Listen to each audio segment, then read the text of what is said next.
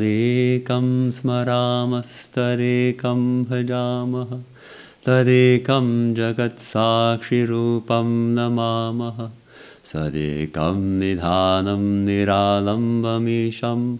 Bhavam bodhipotam sharanyam vrajamaha. Om Shanti Shanti Shanti. On that alone do we meditate.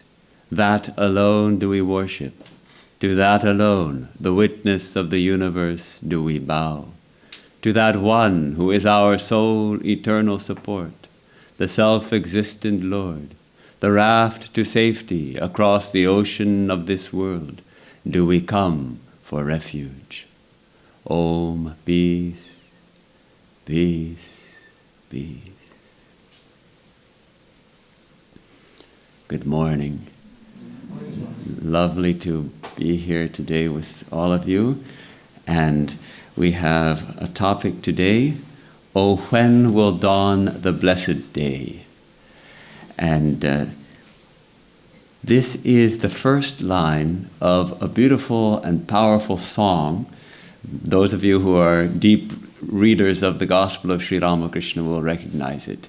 It's one of the songs that appears in that text, sung by Narendra, the future Swami Vivekananda, in the presence of Sri Ramakrishna, expressing this longing. When will we see God? When will we attain real devotion, real love for God?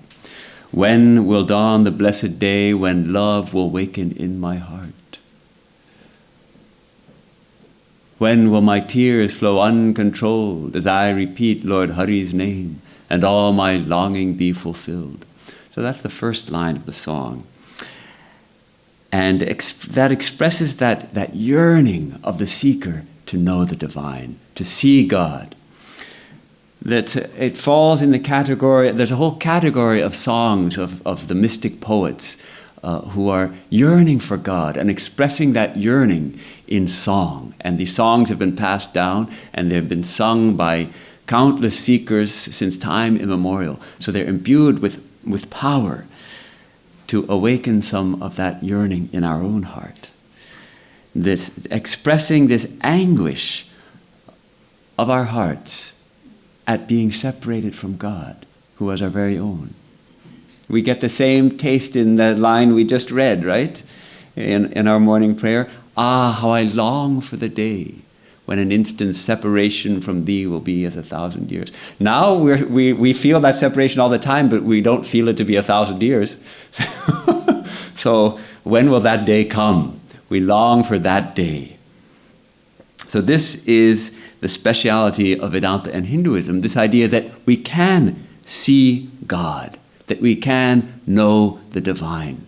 We can experience the divine directly. It's not a matter of belief. Okay, I believe in God, I believe God is there, and that's enough for me. All right. For many people that may be enough. But Vedanta says, there's much more. Go forward. It's not a question of just believing. You can see God. We can know God. We can know God to be the very basis of our being, the soul of our souls. And moreover, Vedanta says, this is the whole purpose of our life. To know who we are. To know that we are not separate from God. To know that that infinite mind of love and bliss resides deep within us, is the very basis of our being. This is the goal of life. So, how do we experience that?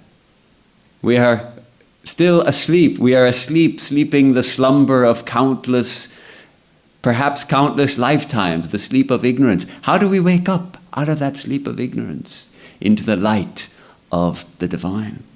How do we wake up?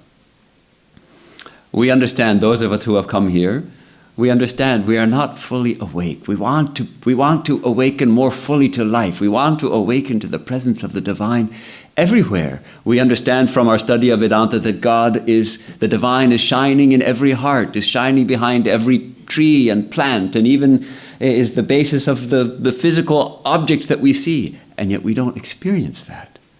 So how do we awake? Sri Ramakrishna says there's one essential thing that we need. One essential ingredient. If we have this, everything else in spiritual life falls into place. And if we don't have it, nothing we do will take us there. What is that essential ingredient? It's yearning for God, longing to know God. It is this desire to be free, this desire for God that is the essential ingredient in spiritual life. Sri Ramakrishna comes back to this again and again in his teachings. Those of us who read the gospel know that this is the essential ingredient. And that's why the tradition here is so beautiful, reading this opening poem by Sri Chaitanya, who also manifested that intense longing for God in his life and taught that longing. So Sri Ramakrishna uses I've tried to stay away from too many Sanskrit terms, but there's one he uses again and again, which may be helpful to know. Vyakulata is the term he uses. Vyakulata, which means an extreme eagerness, a restlessness, an impatience to know. I want to know. I want to know. So today I want to talk a little more about that longing and how can we cultivate it? How can we increase our longing for God and thereby deepen our spiritual life? So if we look at Sri Ramakrishna's life itself, we find his life was marked also by this longing. As a young child, he was already drawn to prayer and meditation. And then when his father died, I think he was 7 or 8 years old, he started going more within. He started going to lonely places. He started going to a cremation ground to meditate at a young age and started praying, and his life started becoming one of focus on the divine. So gradually we see that longing in him increasing until his brother was appointed as the priest at Dakshineshwar at the Kali temple, and he joined his brother there, and eventually he was asked to conduct the daily worship of the Divine Mother of the universe. In the Hindu style, there's a statue of the Divine Mother, a beautiful statue. She is envisioned as, of course, a highly symbolic statue of his job was to perform the worship ritual. And he began to feel, is this true, what I am doing? Oh, Mother, are you just a statue, or are you actually the living Mother of the universe? All I see is a statue before me. Are you true? And he became consumed with this idea. As he was performing the ritual, he would be overcome with devotion and longing and wanting to see the Mother. And in the tradition of Bengal, where Sri Ramakrishna was from, there are probably thousands of songs to the Divine Mother composed by the great mystic saints of previous centuries. Perhaps you've heard some of their names like Ram Prasad or Kamala Kanta, or Premik. These are some of the most famous ones. So he would sing these songs and be lost in them for hours. Sleep even left him. The intensity of that longing became so strong that he stopped sleeping. At night he would go into the jungle and meditate all night. And then in the day he would perform the worship, practically gave up food. The pain of separation from Divine Mother became so strong.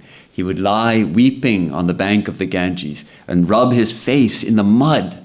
So painful was it that he was not seeing his mother. And then, with that intensity of longing, actually quite quickly came his first direct experience of Divine Mother. And let me read this very inspiring passage.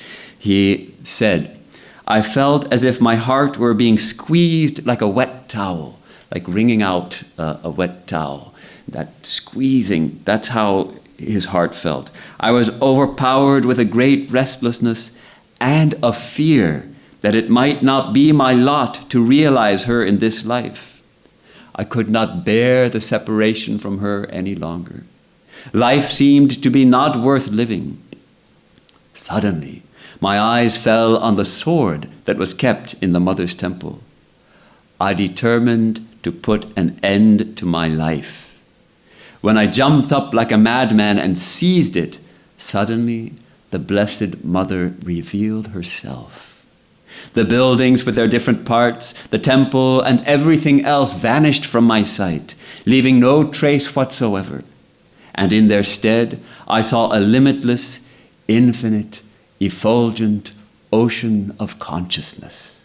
As far as the eye could see, the shining billows were madly rushing at me from all sides, with a terrific noise to swallow me up. I was panting for breath.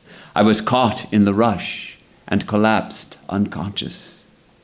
What was happening in the outside world, I did not know, but within me there was a steady flow of undiluted bliss, ever new, and I felt the presence of the Divine Mother.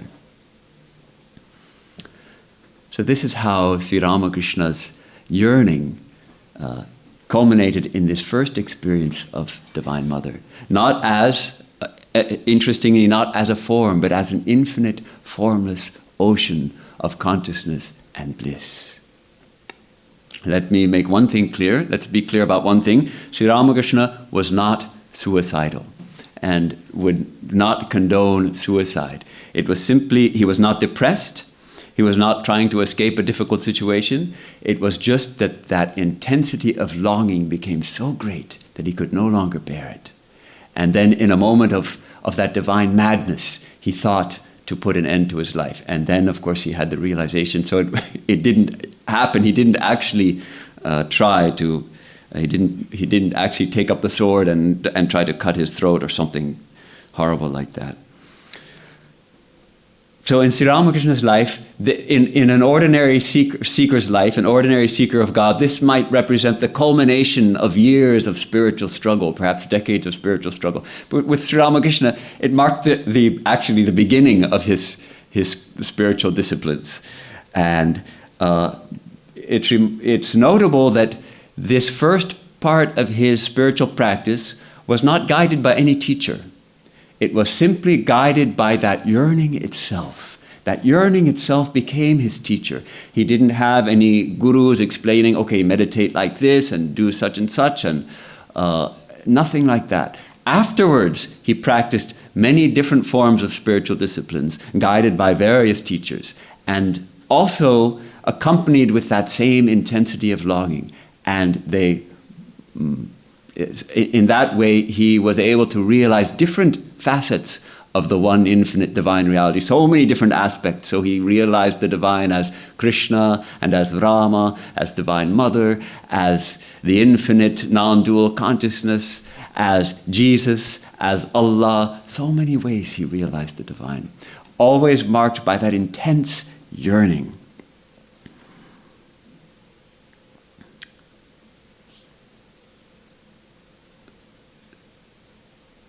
Mahendranath Gupta, who is known to us as M, the recorder of the Gospel of Sri Ramakrishna, on his second visit to Sri Ramakrishna, he asked some very important questions.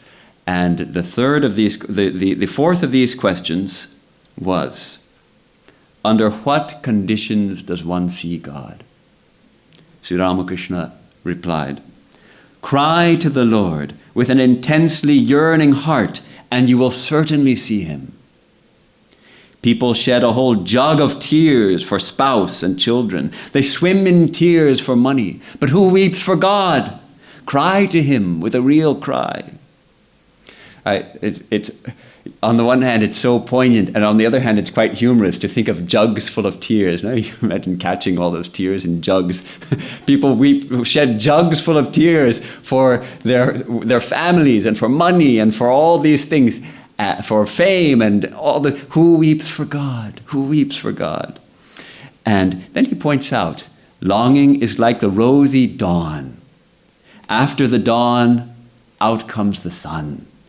Longing is followed by the vision of God. Just as when we see in the eastern sky, it starts to become light and it starts to become rosy. We know that the sun is going to rise real soon. When we see this kind of longing, then we can be sure that the vision of God is not far away. It will come. It will come. So Sri Ramakrishna gives various examples to help us understand what is that longing like? What kind of longing are we actually talking about, and how do we cultivate it? He gives some examples. He says, God reveals himself. When we use and I should point out that Sri Ramakrishna used to speak of God as both he and as she. And in the language which he spoke, the Bengali language, the third person pronoun is neutral. It covers both he and she. So sometimes when we translate, we could translate either as God reveals himself or God reveals herself. English has that limitation when translating from Bengali. God reveals herself to a devotee who feels drawn to her by the combined force of three attractions. What attractions?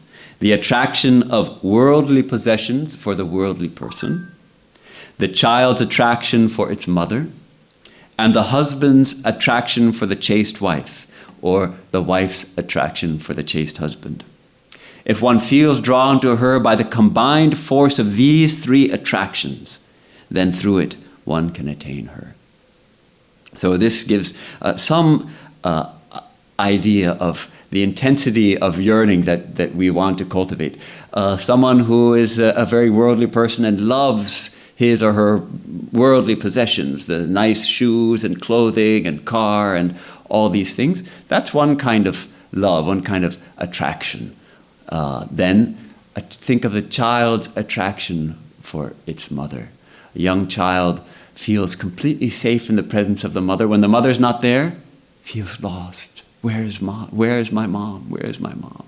That strong attraction. And third, this attraction of in a very close marriage, a close and pure marriage, if the husband and wife are separated, how do they feel? They feel bereft. They long to be back with their spouse, right? So can we combine all three of these longings together? This is the kind of longing Sri Ramakrishna is talking about.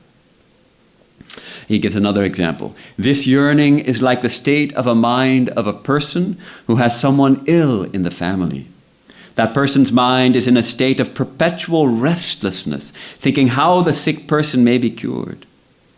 Or again, one should feel a yearning for God like the yearning of someone who has lost his job and is wandering from one office to another in search of work. If he is rejected at a certain place which has no vacancy, he goes there again the next day and inquires, is there any vacancy today? So it's a kind of desperation. If someone is seriously ill, someone whom we love is seriously ill, it takes up our whole mind. What remedy can there be? What's the cure? Can we find a cure for, take different doctors, all those kind of things? Or if we lose a job and we have no money coming in and the rent is due, we get desperate. We'll call anybody and everybody. This kind of restlessness. So how do we turn this kind of restlessness to God? This kind of desperation.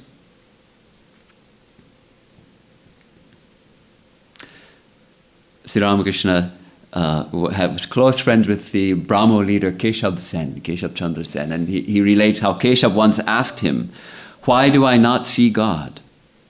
And Sri Ramakrishna replied, "You do not see God because you busy yourself with such things as name and fame and scholarship. The mother does not come to the child as long as it sucks its toy, a red toy. But when, after a few minutes, it throws the toy away and cries, then the mother takes down the rice pot from the hearth and comes running to the child." Sri Ramakrishna uses this very charming example.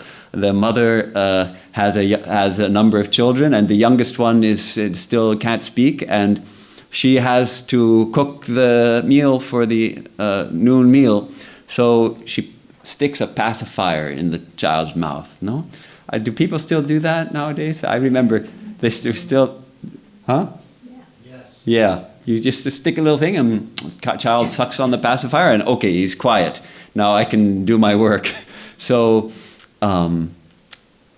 but when the child throws away the pacifier and screams at the top of its lungs for mom, what does mom do? She comes running and she picks up the child. She takes the rice pot off the fire so it doesn't burn. She comes running and picks up the child. So like that, as long as the child is busy with its pacifier, the mom said, okay, child's busy. I don't have to worry about the child right now. So as long as we are busy with our toys, whatever they may be, whether they be our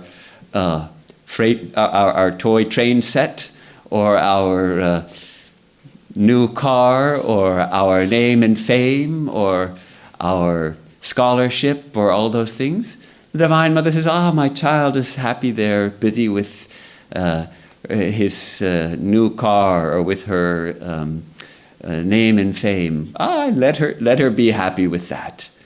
It's when we children of the Divine Mother throw aside those toys and say, no, Mom, I want you. I'm done with my playing now. I want you. Then the Mother comes. So we probably should be asking ourselves, and I certainly ask myself, why do we not feel that intensity of yearning? Why don't we yearn for God like that? There's several points here. First point, and this is kind of sobering, is that yearning cannot be taught. One of Sri Ramakrishna's disciples, the second president of our monastic order, Swami Shivananda, he was teaching a young disciple how to meditate.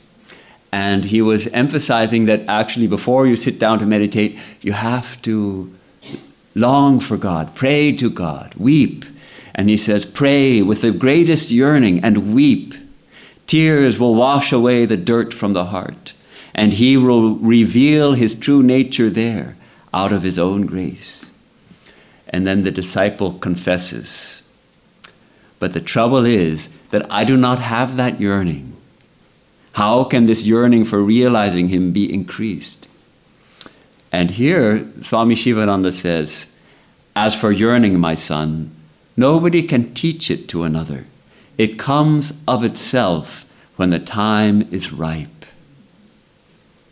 The more you feel the want of the Lord within you, the more intense will be the yearning in the heart. So the only hint he gives is feeling the want of the Lord, feeling the absence of God. I'm not sure how much that helps us. So it sounds like it might be discouraging. And Sri Ramakrishna also says, one does not feel restless for God until all one's worldly desires are satisfied. One does not remember the mother of the universe until one's share of the enjoyment of lust and gold is completed. A child absorbed in play does not seek his mother. But after his play is over, he says, Mother, I must go to my mother. So on the one hand, the time must be ripe. A certain satiety must come, a certain tiredness of this world, of the little enjoyments and all those things that we are, a tiredness with our toys. We must be tired of playing. A realization that no matter how fine the enjoyments of this world may seem, they are ultimately fleeting. They ultimately pass. They cannot give us lasting peace and satisfaction. They don't give us true joy, true security. So on the one hand, we have this difficulty. On the other hand, yearning cannot be taught, but it can be caught. That is why Sri Ramakrishna prescribes to us and to his students holy company. Keep the company of seekers of God. Keep the company of those who have longing. It rubs off. He says, holy company begets yearning for God. It begets love of God, and nothing whatsoever is achieved in spiritual life without yearning. By constantly living in the company of holy people, the soul becomes restless for God. I think as the company we keep is tremendously important. And it goes both ways. If we keep the company of people who love football, eventually we're going to start being interested in football. We'll be there talking about it all the time. And, oh, that play was amazing. And, oh, did you see that goal? So we're going to start talking about it too. And we're going to start watching the game. Oh, come watch a game with us. Come on, it's fun. And so gradually we become football fans. So if we spend time with God fans, gradually we also become God fans. So I will say that all of us present here today must have some yearning in our hearts, must have some interest in spiritual life. Otherwise we wouldn't be here. Why would we get up early on a Sunday morning, on a rainy Sunday morning, and come all the way here just to hear somebody talk about God? Well, there must be some interest, or we wouldn't have come here. So all of us should feel blessed that we have that interest in spiritual life. However, we might recognize that we don't have that kind of intensity, that it fills us day and night and brings us to tears on our knees every morning in front of our altar. Okay, that intensity has not yet come, but we have some yearning, we have some interest. Protect that. That is most important. There are different levels of yearning, and the greater the yearning, the faster the progress. No doubt about that. But in fact, Patanjali in his Yoga Sutras points this out, that there are three main levels. He calls them the mild, and the medium, and the intense. All right, where are we now? We start from where we are. Maybe our yearning is mild to medium. It hasn't yet come to that intensity. But all right, let's start where we are. That little flame of spiritual aspiration which has awakened in our hearts is very precious and very rare. Sri Krishna tells Arjuna in the Gita, Manushyanam sahasreshu kaschid yatati siddhaye yadatam api siddhanam kaschin mam veti tattvataha. Among thousands of people, one here or there strives for perfection, strives to realize me. Only one in thousands. And that's what we see too. How many people are actual seekers of God? 1 in thousands. So we are fortunate indeed. And then he gives us a further sobering point. Among those who strive and succeed, perhaps one knows me in truth, knows me fully. So whatever it may be, we need to protect that yearning. Like a campfire. Have you ever built a campfire where you start with a little flame and little twigs? And if it's a little windy, then you have to put your hands over it and protect it.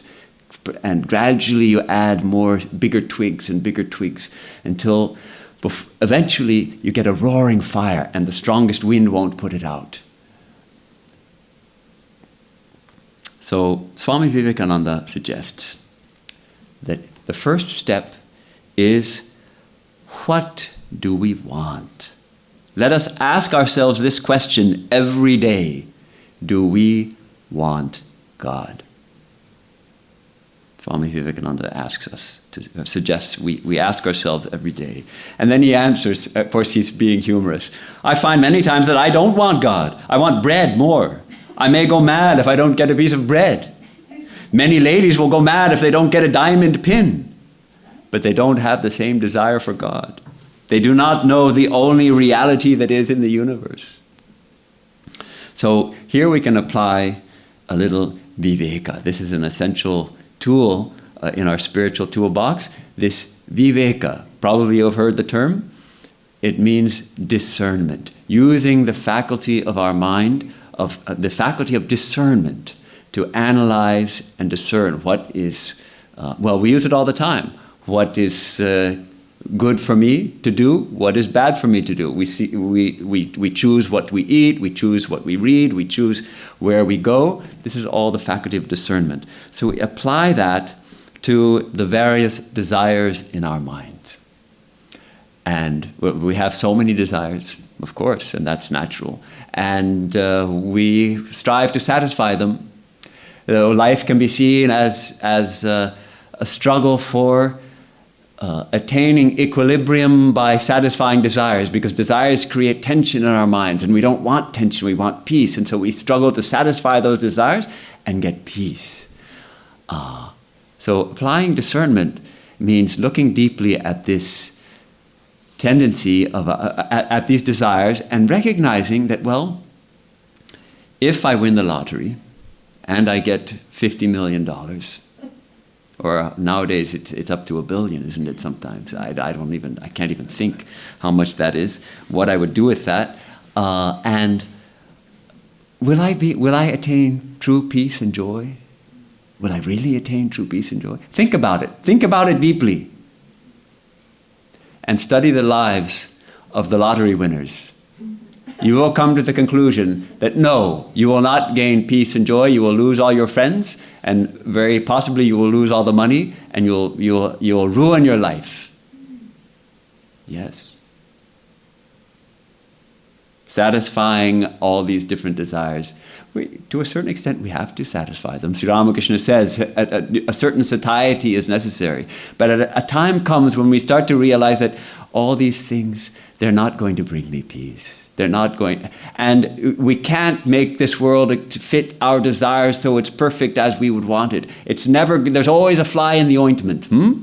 There's we hope so much that our daughter gets a good husband, and she marries a guy, and he's nice, but he's the wrong political party, you know? A fly in the ointment. So at a certain point we have to recognize, all right, there's all these desires stem from a feeling of incompleteness. And only by knowing the divine, only by knowing God, only by knowing my true self can I start to taste that feeling of completeness, of true peace, of true joy. So gradually, looking at our life in this way, all those various desires for wealth and fame and security are subsumed in a greater desire, the desire for God.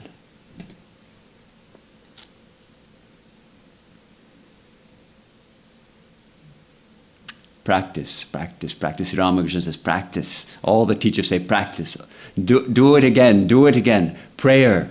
Prayer is a tremendous help. By praying, we develop a relationship with God. We start to feel that God is our own. We approach God in whatever way appeals to us personally. There was a talk in this hall in probably about 1999, given by a Swami who was here at that time, Swami Vipraananda. And it was very, I don't remember much of the talk, but I remember the title of the talk, and it was Longing and Belonging.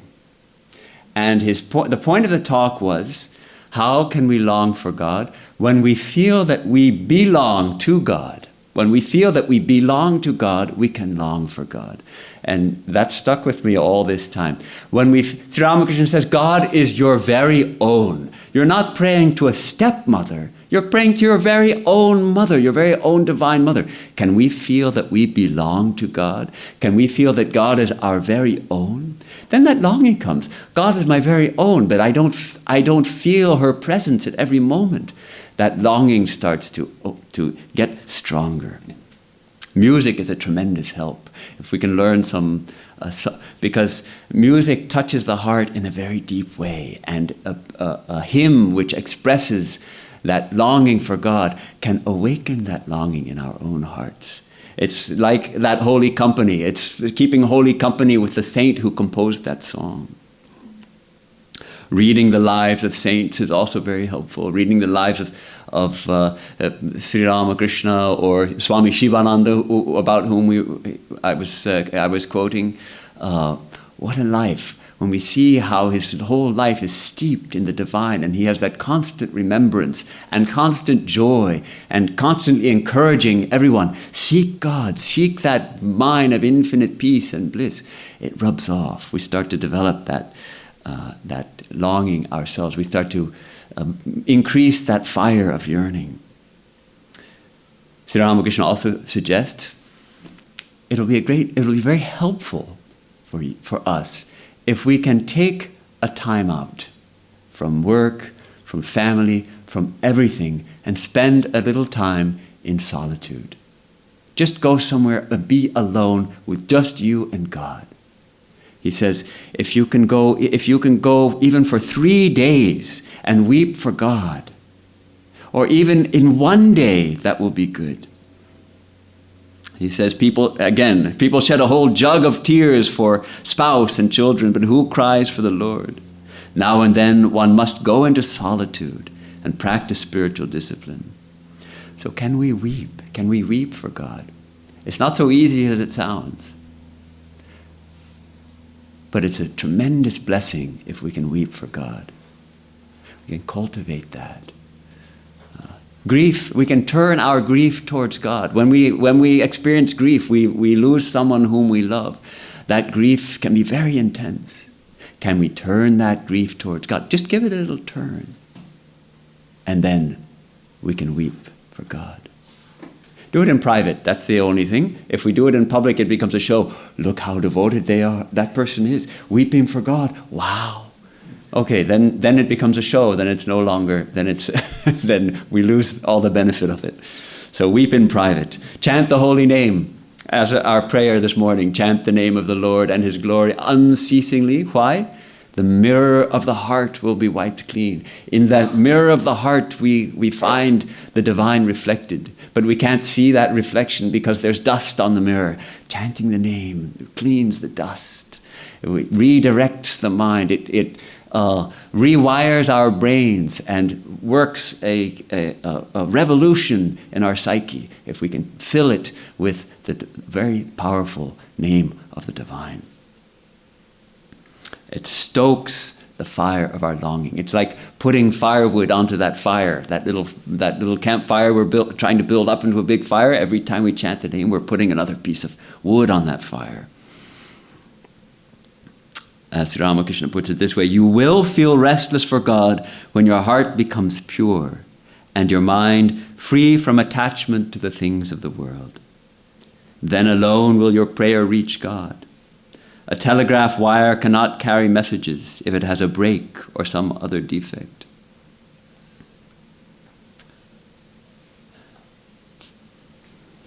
I already talked about singing the songs of the saints. You know, the Bible itself is full of these songs in the Psalms.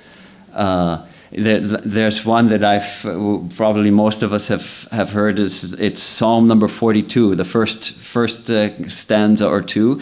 As a deer longs for flowing streams, so my soul longs for you, O God. My soul thirsts for God, for the living God. When shall I come and behold the face of God?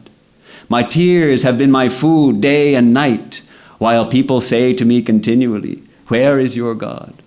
The people don't understand that the psalmist here is longing for God, wants to see God. This is a very Vedantic prayer, actually, right in line with our tradition. When shall I come and behold the face of God? Swami Vivekananda, let me read a little passage from Swami Vivekananda. And he points out this kind of in this mystic prayers. He says, thus sang the royal Hebrew sage, thus sang they of India, O beloved, one kiss of thy lips, kissed by thee, one's thirst for thee increaseth forever. All sorrows cease, one forgets the past, present and future, and only thinks of thee alone. That is the madness of the lover when all desires have vanished. That is the madness of love, he calls it, which finds expression in these songs. The highest, most expressive, strongest, and most attractive human love is that between man and woman. And therefore that language was used in expressing the deepest devotion. The madness of this human love was the faintest echo of the mad love of the saints. The true lovers of God want to become mad, inebriated with the love of God, to become God intoxicated. They want to drink of the cup of love which has been prepared by the saints and sages of every religion, who have poured their heart's blood into it, and which have been concentrated all the hopes of those who have loved God without seeking reward, who wanted love for itself only. The reward of love is love, and what a reward it is. It is the only thing that takes off all sorrows, the only cup by the drinking of which this disease of the world vanishes. So that's a little taste of Swami Vivekananda.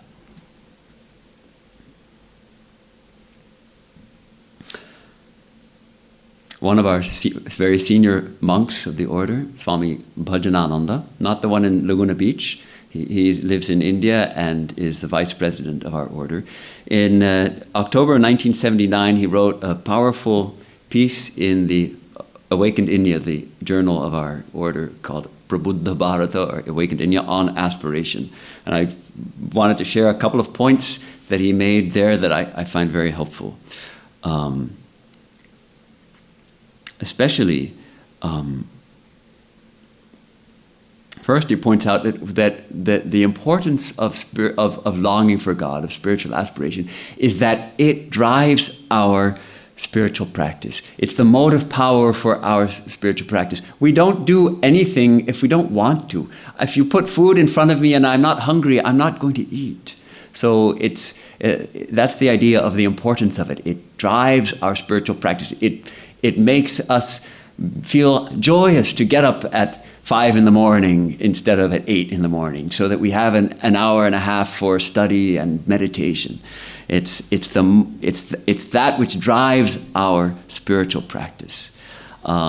And it gives a higher direction to all our mental energies. It unifies our life. When we have a strong yearning for God, it unifies our life so that all our activities, even when we are at work mixing with people who are not interested in spiritual life, we try to spiritualize that as well. Also, it makes detachment easy. As we know, Sri Ramakrishna often emphasizes detachment. Well, they go together. Detachment from our worldly entanglements and attachment for God. Viraga and anuraga. Away from this towards that. Sri Ramakrishna used to say, the closer you come to Varanasi, the holy city of Benares in India, the further Calcutta falls behind. The closer we come to the divine, everything drops off of its own. It's not we don't have to struggle. We don't have to give up. We don't have to renounce. We just have to love God and long for God. That longing, in that longing, everything unnecessary gradually falls away. He mentioned some interesting tests to see is our longing genuine? Do we really long for God, or did we get a couple of blows in life and so we think, oh, I want God? But then something else comes up and we forget all about it again. First of all, it doesn't depend on any externals. It spontaneously arises within us. And it towers over all our other desires. Yes, we still have desires. Not that we're going to become desireless or something, but this one desire towers over all the others and subsumes them all into it. And it gives us tremendous strength. Gives us tremendous strength. Willingness to go at it, to do our spiritual practices because we want God. We want that mind of infinite bliss.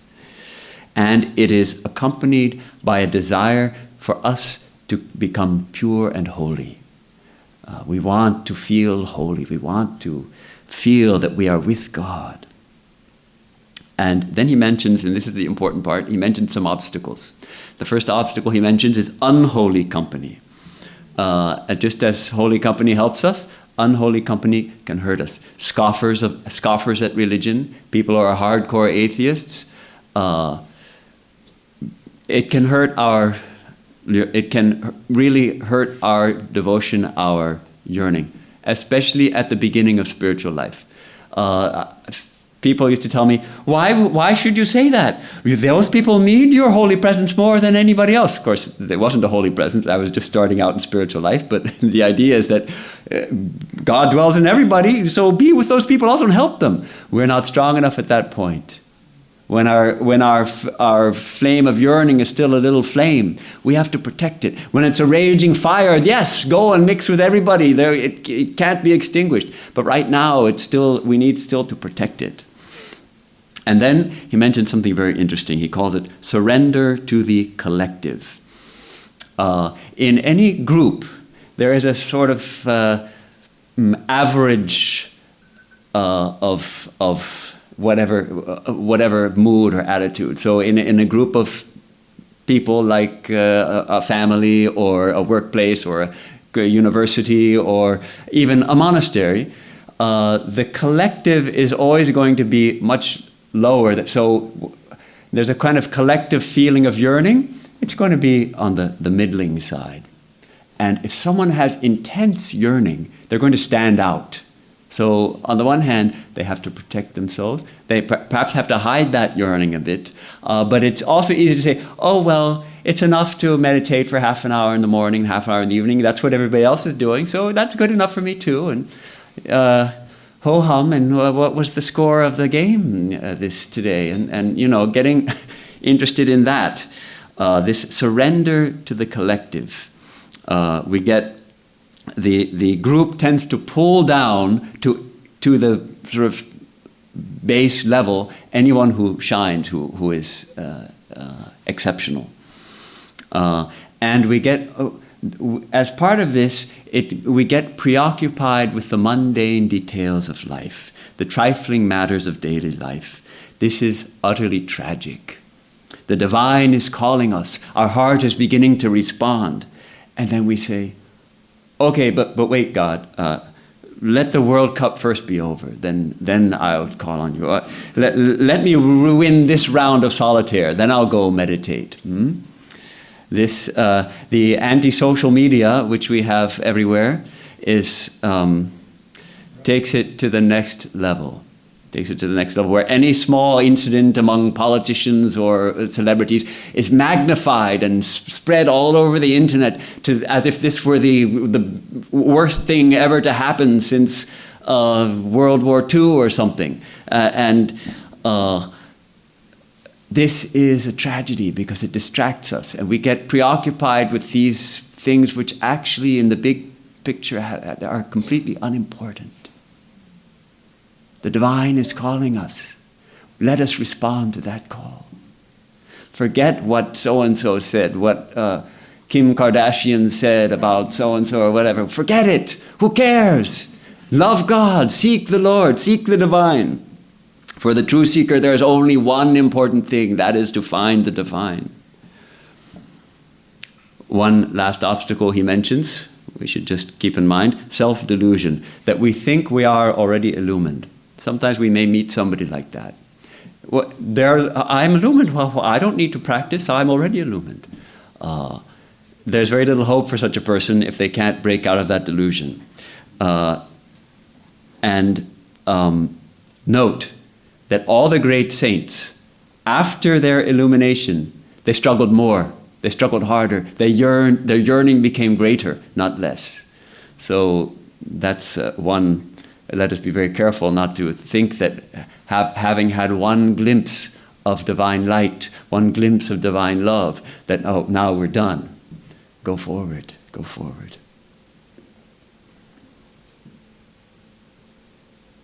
In that article, the Swami also points out 3 stages of yearning. I like this. The yearning starts on the level of faith. Okay, maybe we haven't had any direct experience of God, but we're starting to develop faith. We have the faith that, yes, God is. God, the saints and the seers and the teachers all tell me that God is the very basis of my being. I'm going to try. I'm going to try to seek God. I'm going to cultivate some spiritual practices.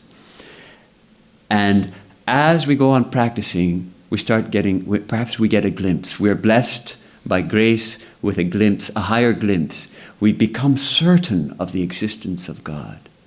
We feel, perhaps we get a taste of true love of God, or an ineffable moment spent in the mountains when we feel the divine presence around us.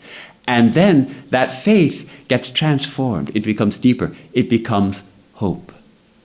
Because then we get this conviction and this hope that, yes, I will come to see God. I will know God directly. Then he says the 3rd level, and he's taking this from the letter of St. Paul. These 3 abide, faith, hope, and love. The 3rd is love, when that hope matures into intense love, that supreme love for God. And it is this love which carries us to the divine. So I'd like to return to that song which we started with and read you the translation of that beautiful song which Narendranath, the future Vivekananda, sang in Sri Ramakrishna's presence. Oh, when will dawn the blessed day when love will waken in my heart? When will my tears flow uncontrolled as I repeat Lord Hari's name and all my longing be fulfilled? When will my mind and soul be pure? Oh, when shall I at last repair unto Vrindavan's sacred groves, and my imperfect sight be healed by wisdom's cool collyrium? When will my worldly bonds fall off? When shall I learn true alchemy, and touching the philosopher's stone, transmute my body's worthless iron into the spirit's purest gold? When shall I see this very world as God and roll on love's highway? When shall I give up piety and duty and the thought of caste? When shall I leave behind all fear, all shame, convention, worry, pride? Oh, I shall smear my body then with dust from the feet of devotees. Across my shoulders I shall sling renunciation's pack and drink from my two hands a cooling draught of Jamuna's life-renewing stream. Oh, then I shall be mad with love. I shall both laugh and weep for joy. Then I shall swim upon the sea of blessed Satchidananda. Drunk with his love, I shall make all as drunk as I. Oh, I shall sport at Hari's feet forevermore. So there's a lot of references here to the Vaishnava tradition and Sri Krishna in Vrindavan, and the holy river Jamuna, which was Sri Krishna's playground there, and the name of Hari is another name for Krishna. So there's a lot of beautiful symbology in this song. We could spend another hour just talking about the song. Don't worry, I'm not going to do that. I'll let you go. But let me just sing you, just so you get a sense of the song in the original. This mood is it's a slow song, and the line keeps returning. Koto dine hobe se prema sanchar. How many days will pass before that love will awaken in my heart? Koto dine hobe se prema sanchar. Hoye purna kama bolabo harinam nayane bahibe prema shrudhar. Koto dine hobe se prema sanchar. Hoye purnakam, when all our desires are stilled because we are filled with the divine. All right, I will close with a powerful quote, powerful reading from Swami Bhajanananda. He closes his article on seeking with this. Finally, let every spiritual aspirant, let every seeker remember this. All people do not feel spiritual aspiration. Only 1 in 1,000 feels it. It is perhaps after ages of transmigratory existence that true aspiration dawns in the human heart. If you feel intense aspiration within you, you should know that you are standing on the threshold of the unfoldment of your real self, and that your future growth, your true happiness, your life's fulfillment depends on how you deal with this new longing. If you hear the call of the divine in the depth of your heart, you should rejoice, for your hour has struck. You are about to view eternity's sunrise. You may turn your back upon this new dawn and walk back into the darkness to mingle with its shadows and join the hideous dance of death. Or you may face the sun of knowledge and walk along the luminous path paved with the golden dust of immortality. Thank you.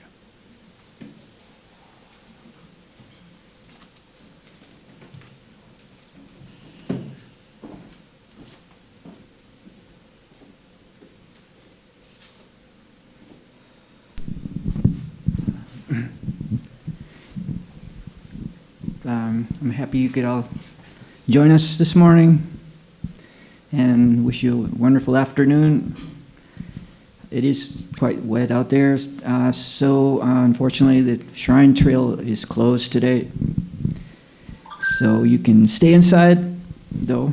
There's hope. There's going to be a Q&A in the library right after this announcement.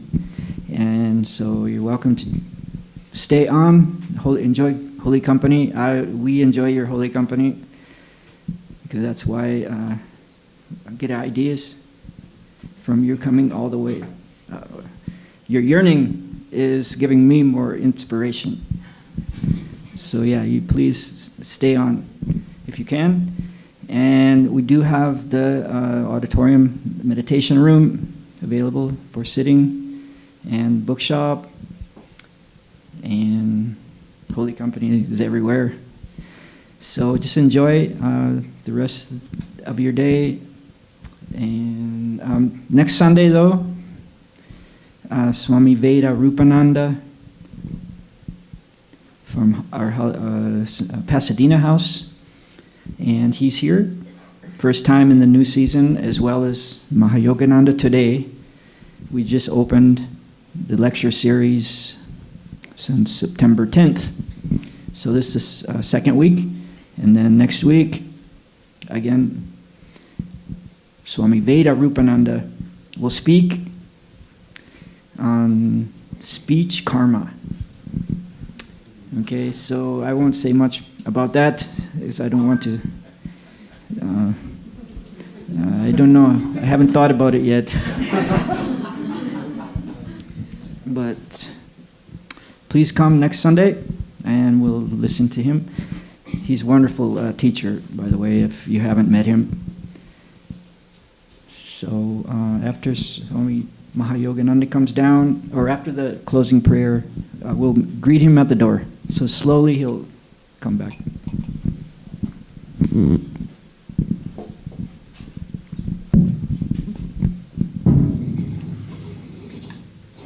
Well, I want to thank you for giving me the opportunity to share my thoughts, and I had a wonderful time reading about the subject and sharing it with you, and I think it's helpful to help us stoke our fire of longing.